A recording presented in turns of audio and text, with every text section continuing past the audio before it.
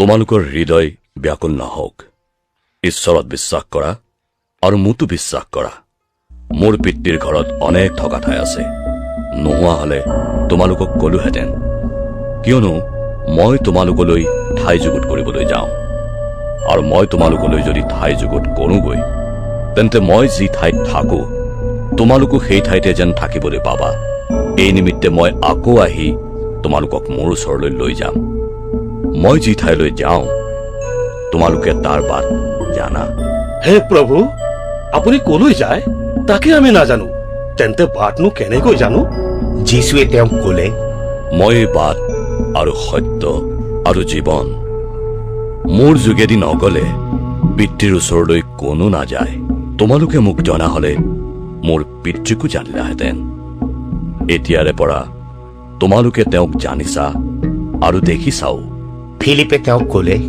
হে প্ৰভু পিতৃকে আমাক দেখুৱাওক সেয়ে আমালৈ যথেষ্ট যীশুৱে ক'লে হে ফিলিপ মই তোমালোকৰ লগত ইমান দিন থাকোঁতে তুমি মোক চিনা নাইনে যিজনে মোক দেখিলে তেওঁ মোৰ পিতৃকে দেখিলে তেন্তে পিতৃক দেখুৱাওক বুলি কেনেকৈ কৈছা মই যে পিতৃত আছো আৰু পিতৃও যে মোত আছে ইয়াক তুমি বিশ্বাস নকৰানে মই যি যি কথা তোমালোকক কওঁ সেইবোৰ নিজৰ পৰা নকওঁ কিন্তু পিতৃয়ে মোত থাকি তেওঁৰ কাৰ্যবোৰ সাধন কৰে মই যে পিতৃত আছো আৰু পিতৃও যে মোত আছে মোৰ এই কথাতে বিশ্বাস কৰা নাইবা সেই কাৰ্যবোৰৰ নিমিত্তেই মোত বিশ্বাস কৰা মই তোমালোকক স্বৰূপকৈ কওঁ মই যি যি কাৰ্য কৰোঁ মোত বিশ্বাস কৰাজনেও তেনেকুৱা কাৰ্য কৰিব আৰু তাতোতকৈ মহৎ কাৰ্য কৰিব কিয়নো মই পিতৃৰ ওচৰলৈ যাওঁ আৰু পুত্ৰত যেন পিতৃ মহিমান্বিত হয়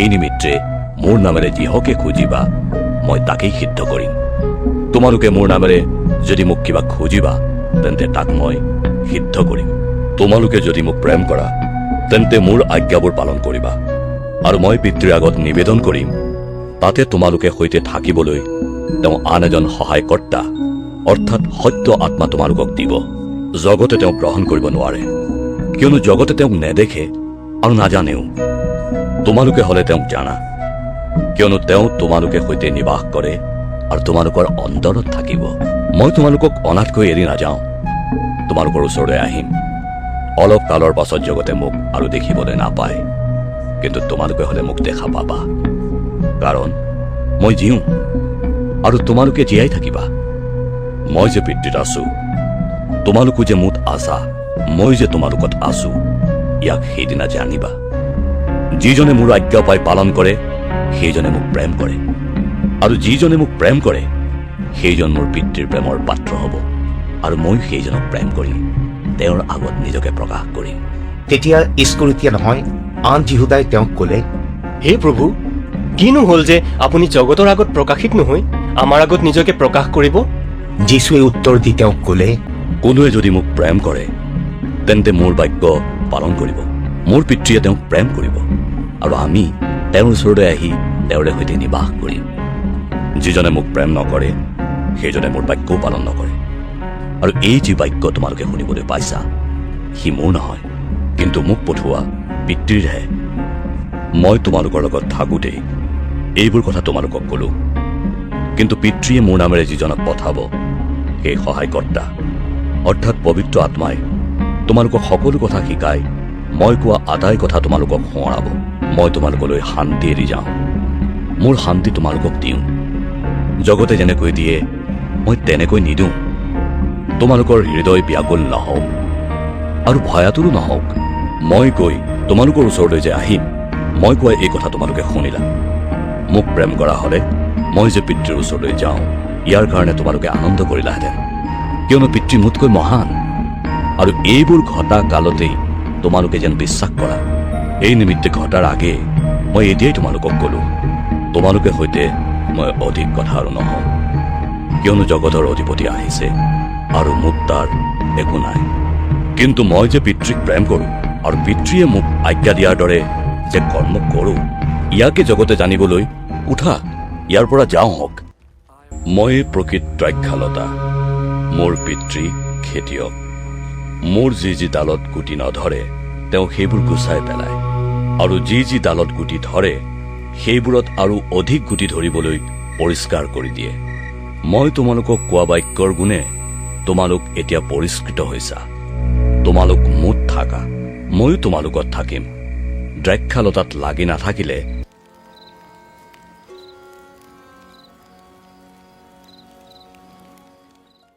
ডালে যেনেকৈ আপোনা আপুনি গুটি ধৰিব নোৱাৰে, তেনেকৈ মোত নাথাকিলে তোমালোকেও নোৱাৰা।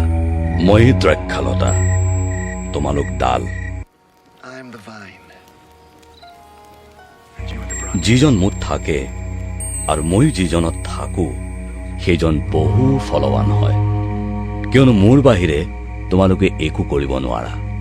কোনোৱে যদি মোত নাথাকে তেন্তে তাক ডালৰ দৰে বাহিৰলৈ পেলোৱাত সি শুকাই যায়, আৰু সেইবোৰ গোটাই জুইত পেলাই দিয়া হয়, তাতে পুৰা যায়। তোমালোক যদি মোত থাকা আৰু মোৰ কথাও যদি তোমালোকৰ থাকে, তেন্তে যিহকে ইচ্ছা কৰা তাকে খোজা, তাকেই তোমালোকলৈ কৰা হ'ব। ইয়াতে তোমালোকত অধিক ফল ধৰিবলৈ মোৰ পিতৃ মহিমান্বিত হয়, আৰু ইয়াৰেই তোমালোক মোৰ শিষ্য হৈ যাবা। পিতৃয়ে যেনেকৈ মোক প্ৰেম কৰিলে মই তোমালোকক তেনেকৈয়ে প্ৰেম কৰিলো। তোমালোক মোৰ প্ৰেমতেই থাকা।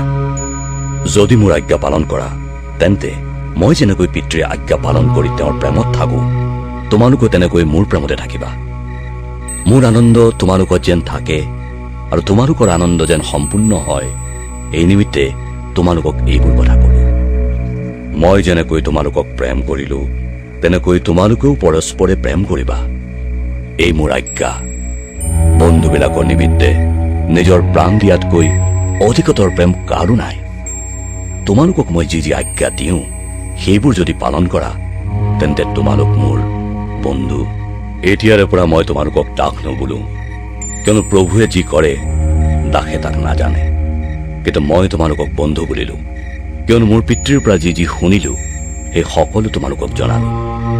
তোমালোকে যে মোক মনোনীত কৰিলা এনে নহয়, মইহে তোমালোকক মনোনীত কৰিলো, আৰু তোমালোক যেন গৈ ফলৱন্ত হোৱা, আৰু তোমালোকৰ ফল যেন থাকে, আৰু মোৰ নামেৰে পিতৃৰ আগত যি খুজিবা তাকে তেওঁ তোমালোকক যেন দিয়ে, এই নিমিত্তে তোমালোকক নিযুক্ত কৰিলো। তোমালোকে পৰস্পৰে প্ৰেম কৰিবলৈ মই তোমালোকক এইবোৰ আজ্ঞা দিছো। জগতে যদি তোমালোকক ঘৃণায়, তেন্তে জানিব লাগে যে তোমালোকৰ আগে মোকেই ঘৃণালে। তোমালোক জগতৰ হোৱা হলে জগতে আপোন লোকক ভাল পালেহেঁতেন, কিন্তু তোমালোক জগতৰ নোহোৱা। মই তোমালোকক জগতৰ মাজৰ পৰা মনোনীত কৰিলো, এই কাৰণে জগতে তোমালোকক ঘৃণায়। দাস তাৰ প্ৰভুতকৈ ডাঙৰ নহয়। মই তোমালোকক আগেয়ে কোৱা এই বাক্য সোঁৱৰা।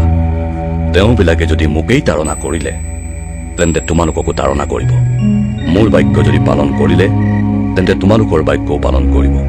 কিন্তু যিজনাই মোক পঠালে তেওঁক তোমালোকে নজনাৰ কাৰণে মোৰ নামৰ নিমিত্তে তোমালোকলৈ এই সকলোকে কৰিব। মই আহি তেওঁবিলাকক কথা নোকোৱা হলে তেওঁবিলাকৰ পাপ নহলহেঁতেন, কিন্তু এতিয়া তেওঁবিলাকৰ পাপৰ বিষয়ে আপত্তি দৰ্শাবলৈ তেওঁবিলাকৰ উপায় নাই। যে মোক ঘৃণায় সিয়ে মোৰ পিতৃকো ঘৃণায়।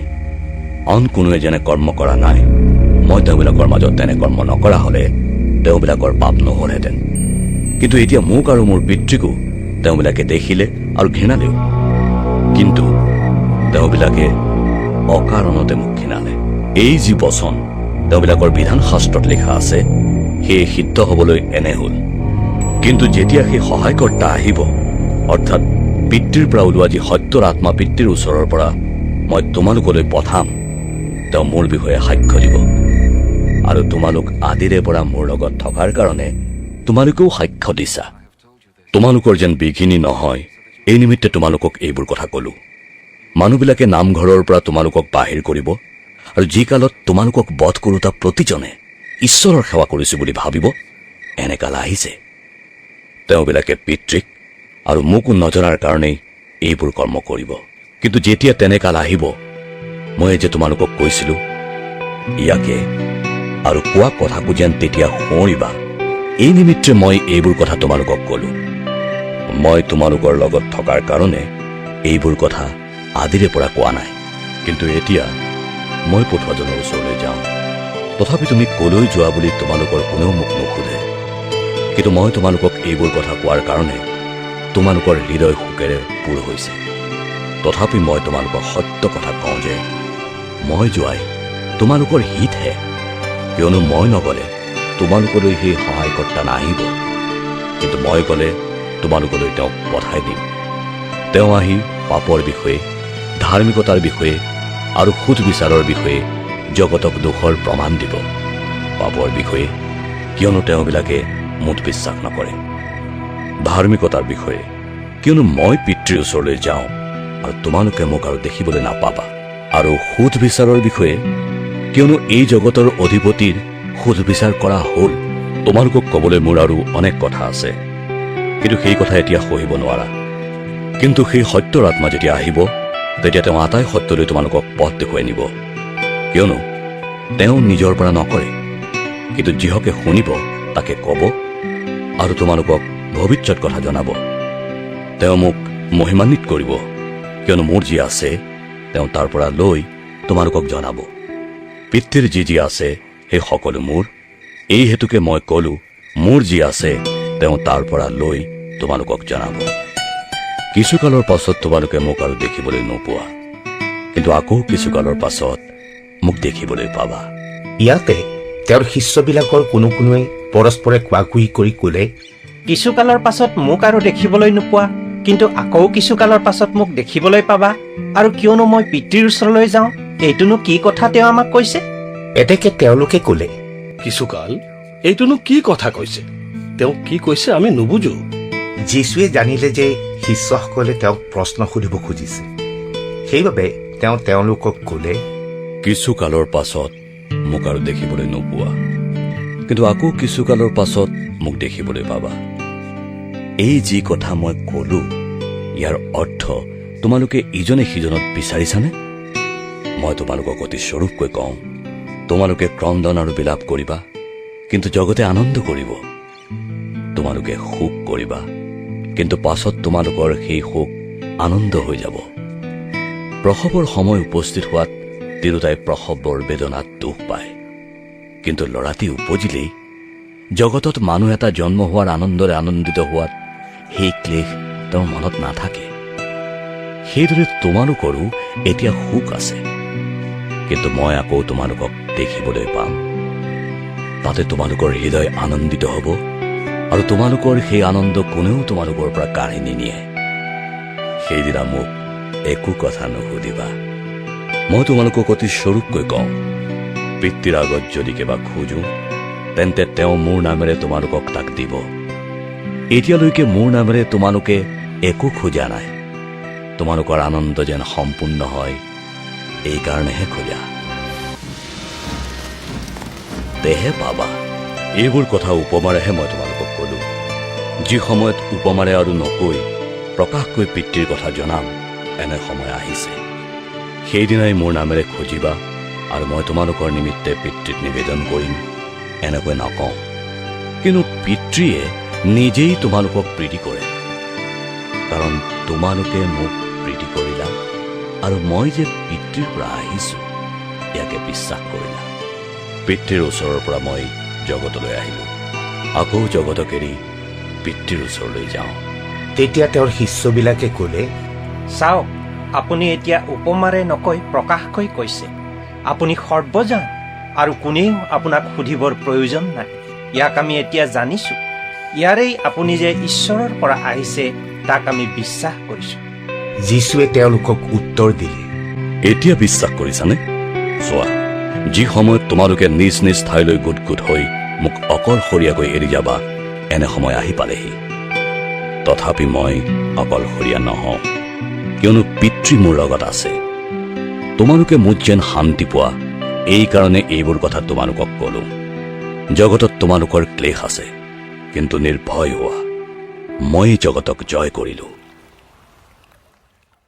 যীশুৱে এইবোৰ কথা কৈ স্বৰ্গলৈ চকু তুলি ক'লে, and said,